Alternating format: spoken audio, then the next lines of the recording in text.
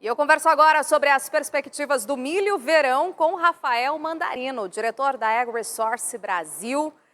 Oi, Rafael. Boa noite para você. Seja muito bem-vindo. Boa noite, Renata. Tudo bem? Tudo jóia. Prazer recebê-lo aqui. Claro, a gente segue, observando a semeadura do milho, todo esse plantio bastante importante, avançado, principalmente na região sul do país, no estado do Rio Grande do Sul. Qual é o dado que vocês trabalham atualmente, em termos e a nível de plantio? Olha, Renata, a gente tende a ser um pouquinho mais conservador em relação a esses avanços, haja visto que a gente conversa bastante com muito produtor rural, e os produtores rurais têm nos dado uma sensibilidade de que eles estão pisando um pouquinho no freio, né, tentando estocar um pouco de água no solo realmente para poder fazer esse avanço desses plantios, né? Então, nosso número é um número que obviamente vem acompanhando, né, todas as centrais e todas as informações. Esse número a gente acredita que esteja variando aí potencialmente entre uns 5% a 10%, a gente está trabalhando com um número de 8% no avanço desse plantio como um todo. Claro, a gente tem o milho como a commodity da vez, da década. Muitos especialistas têm comentado sobre isso. Claro que há essa perspectiva positiva, otimista, e vocês têm três cenários, por exemplo, a nível de preços, formação, mercado. Um cenário mais realista, um cenário otimista e um pessimista. Eu queria que você discorresse aqui para a gente esses três cenários para a gente entender.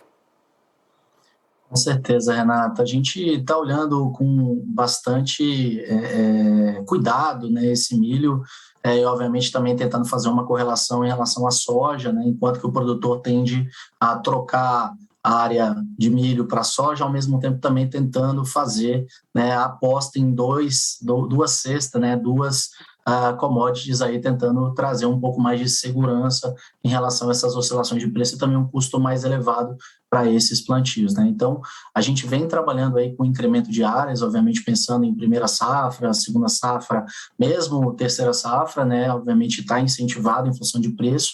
Essa área, obviamente, a gente acredita que deva ter incrementos aí na primeira safra, acredito que 2,5% até uns 3%, beirando os 4% aí na segunda safra, como potencial de crescimento nessa produção de milho, né? Então, a gente continua olhando com bastante cuidado para essa projeção de laninha no final do ano, e a gente olha com os números de produção como uma produção total, potencial no Brasil, tanto primeira, segunda e terceira safra, com algo entre 113 milhões, 113,9 milhões de toneladas, como sendo esse milho para o próximo ano, né? Obviamente que um cenário mais vamos pensar, moderado, a gente acredita em 118, e uma safra sem laninha, a gente poderia até chegar a beirar aí próximo no 130, no 128 milhões, né, se tivesse um cenário muito favorável, pensando em incremento de produtividade, mas esse cenário é um tópico, a gente continua trabalhando com um cenário mais realista, com o número de 113,9. Exatamente mesmo, porque a gente tem discorrido aqui sobre as questões climáticas, meteorológicas, que têm realmente influenciado, impactado. Há sinais, sim, de laninha, ou seja, acaba afetando negativamente na questão do longo período aí de estiagem, ou seja, falta de chuva, né?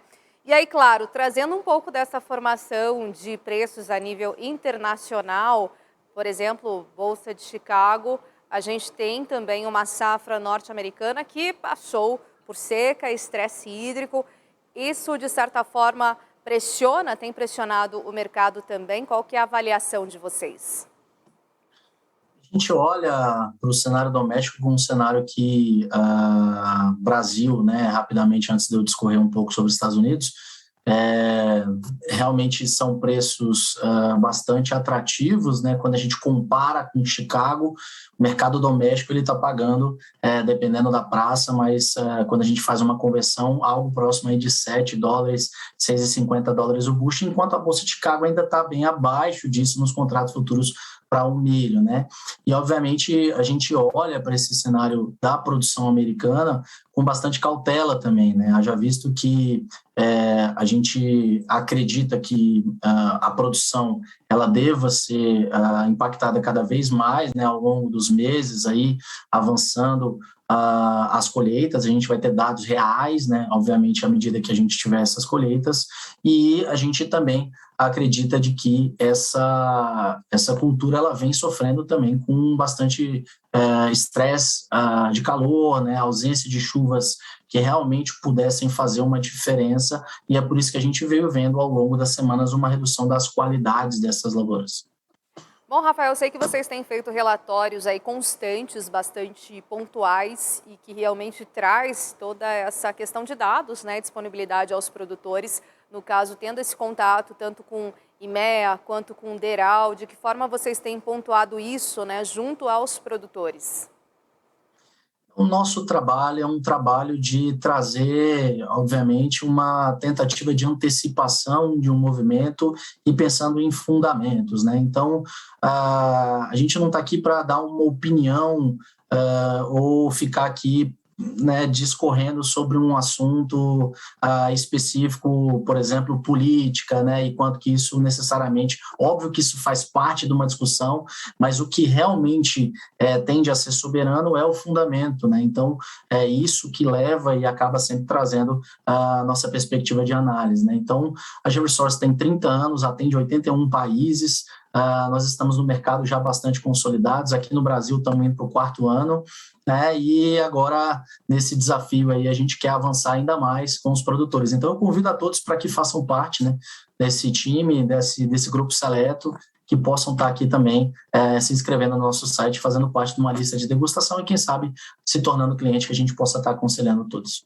Bom, para a gente fechando aqui a nossa entrevista, claro que além do milho, a gente sabe também já de produção de soja, início, né, depois de vazio sanitário, quais as perspectivas aí para essa commodity na avaliação de vocês?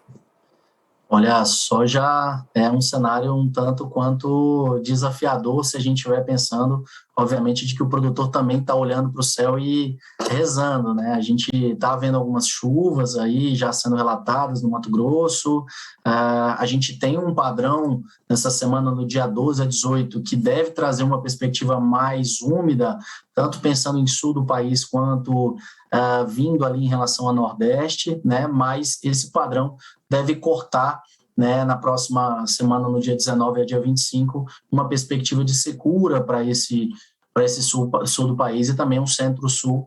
Obviamente, ele vai ter uma definição aí desse padrão de umidade. Então, a gente acredita que de 19 a 25 de setembro seja um momento que o produtor realmente tem que contabilizar, né, e ver se realmente está valendo a pena na região dele estar avançando expressivamente esses plantios, apostando aí. A projeção é uma projeção que a partir do dia 26 de setembro, avançando até outubro, realmente a gente já tenha um pouco mais de umidade, né, pensando aí até 2 de outubro, né. Agora, para frente, a gente tem que conversar, então eu convido a todos para que façam parte dessas análises que a gente está soltando de tempos em tempos.